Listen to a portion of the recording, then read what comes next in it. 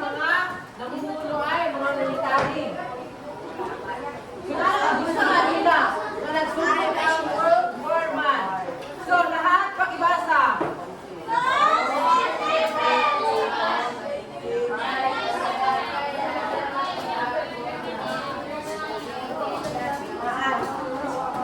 So, ito lang ang sulat. Setyembre 1, 1939, sinalakay ng mga bansang Germany ang bansang Poland. Dobi ang Poland, kinamay mga allied ng mga countries. Namely, ang France o ang England o Britain. So, kayo, mas ang group, nagpatabang ang Poland sa Britain o sa France. Morinto, daganay kay mga bansa na naapil sa gubat. Kaya ang Germany, kita ko man sa Germany, ang Poland, pagka after many months, kaya nasakot ko sa Germany ang France. Ugat. Dayon, ang Germany nakipagkauban sa Russia. Pagkauban, nakipagkauban sila sa Italy. Pagkauban, nakipagkauban sila sa Japan. So, dagan na kina-involve sa gubat. Sumuto mga, dagan tayo ng bansa ang involved sa gubat. Tungkol sa pagsakop ng Germany sa Poland. Buka ng sugod ang World War I na sa buong Idami ang Pilipinas dahil ang Japan ay kasali sila sa nagpapalakas kasi ang Japan at the time kapakusog sila. So pinakita mo na sa Amerika nga wala ang Japan mas usga na saan ko karon. Wala ang sugot ang Amerika. Sila nga, okay, pagstag sa ilang kalakala, hindi na may pagkalakal sa Japan, ay mas mulagan ng resources, makay mo sila mga kusil, mga busba, hindi ang Japan, kaya problema naman. Kung wala sa resources sa ilang mga materyales, kung sa libot sa Japan, nasakot nila ang Pilipinas, o sa Southeast Asia, para diyan na lang sila magkuha ang mga materyales. Ang Amerika, kaya nasalong naman po ang Amerika. Para sila naman ngayon gibuhat. Pwede, naulit ako sa Japan, gubanin nila ang Pearl Harbor sa Hawaii. Pagkaman, since ang Pilipinas ay under sa Japan, nagulong ang mga Amerikano sa Pilipinas. Kaya naka sila Pilipinas sa gubat sa Japan o Amerika. Pero, before that, pagulong sa Germany. Okay, so, iba mga mahalagang pangyayari, mga importante nga nahitabo sa World War I. So, ito ang paglusob sa tanggapan sa Pearl Harbor. Ito yung Pearl Harbor sa Hawaii na magita. Ito sa Hawaii. Nasa tunga sa Pacific Ocean. Sakop din siya sa Amerika. So, muli lang naval base. Gisulong sa Japan. Yan ay pagbumbahan ang mga barko nga nagresulta sa paglubog ng mga barko. Siyempre, actually, are you familiar with Hiroshima and Nagasaki? Atomic bombs. Animalos ko yung Amerika dayon. The second is Bataan Dispatch. Di ba, nagbubat naman ang Amerikano o Japanese sa Pilipinas. Sabi, ang pinakaunang na nagbubat kay napildi man ang Amerikano. Ang ikabo, ipagbaklay sa mga Japanese ang libo-libong sundalong Amerikano at Pilipino. Kaya lang mga kadamilaan na, mga patay na mga Amerikano. Wala nang tayo, hindi ang Amerika. Kilala nyo si MacArthur? Sino yung MacArthur? I shall return. Sinabi niya ni MacArthur, kaya napildi sila aning ang time. Napildi siya sa Japan, mula siya si MacArthur. Okay, magtakas at ta sa Pilipinas, mula siya ta. Mag-oil ko na ito siya na, I shall return. MacArthur.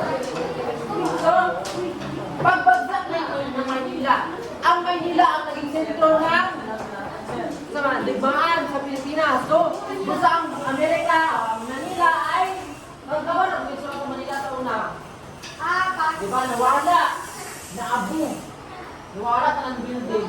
Grabe nga bumba. Pinupila. So, ang B-Day. Ang B-Day Day. Ang pagsalakay ng Allied forces ng Normandy, France na nagbigay daan sa pagsabot ng Nazi Germany.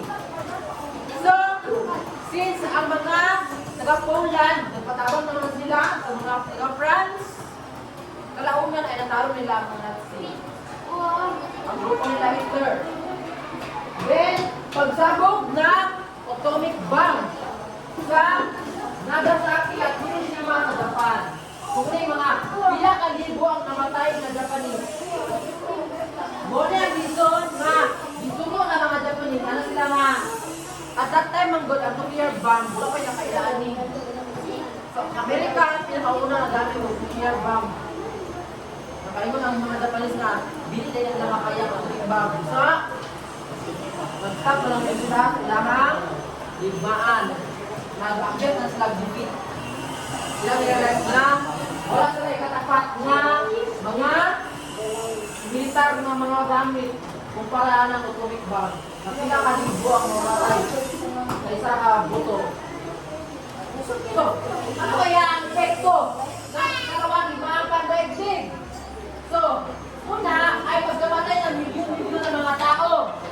Mahigit 70 ka milyon ng mga tao ang mamatay. Gato agad. Kaya paglubong lugar doon. O, binakmat. Ay, dali lang. Tao na sila dito sa mga batang. Sunay pangalan ng patay. Sir, water, sir. Saan mga bansa? Padong naman itong COVID. Dali ng mga patay. Ano na kapag pangapito niya. Ano na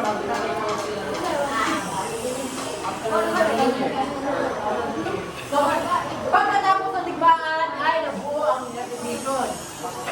Ordinary kayo sa United Nations? Di ba ako nagpapilibrate ka na sa mga bulan? Nasilipin sa ito ang United Nations. September. September? October? August? August? September?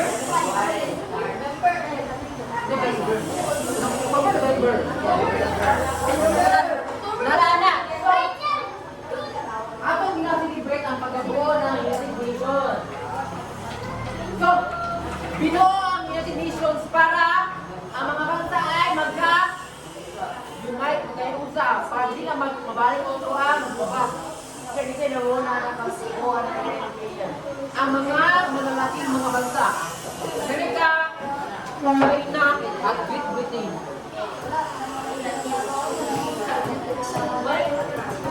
So, kung saan kaya epekto ng digmaan sa Pilipinas? Wala. Siyempre, pwede ba naganap ang digmaan ng mga Amerikano at Japanese? So, pinakaunahin, malawang ang pagkasira ng mga building o infrastruktura. Siyempre, magbubat naman, magbimbaha, mga bulag na mga building. Next is paglulutan ng mga Pilipino. Sino ang nakakano dito ng ibigan araw? Ilang araw? Isang pangit kayo. Pag-ring ang mga kwan. Pagkain ng mga Japanese. Isa ka balay ng busa, mga Pilipino at ito. Pag-himo sila mga. So, una na ito mga lola. So, una kay ginasamahan nila ang dagway. Para mapangit sila. Magpapakanin. Para mapangit sila lang sa magsamaran. Para di na lang sa ila ang Japanese, para di sila report. Kaya kapag sa imo sa unang Japanese, ito ang report. Sila rin ang samahan ng dagway, para magpalit-palit, para di makapangarila sa papa. Para di sa report nila. Hindi na, kasi nagilap ka sa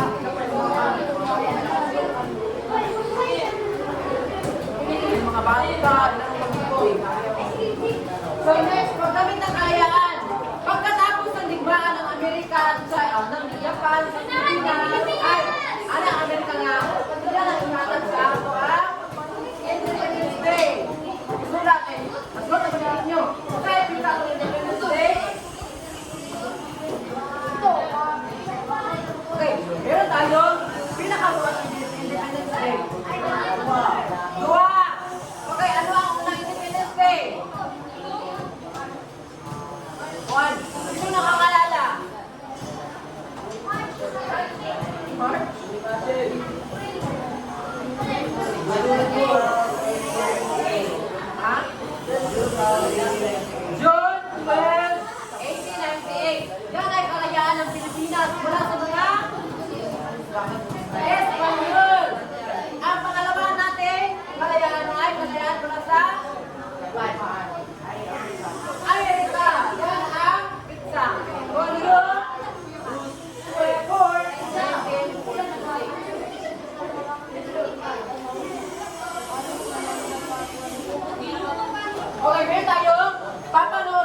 video.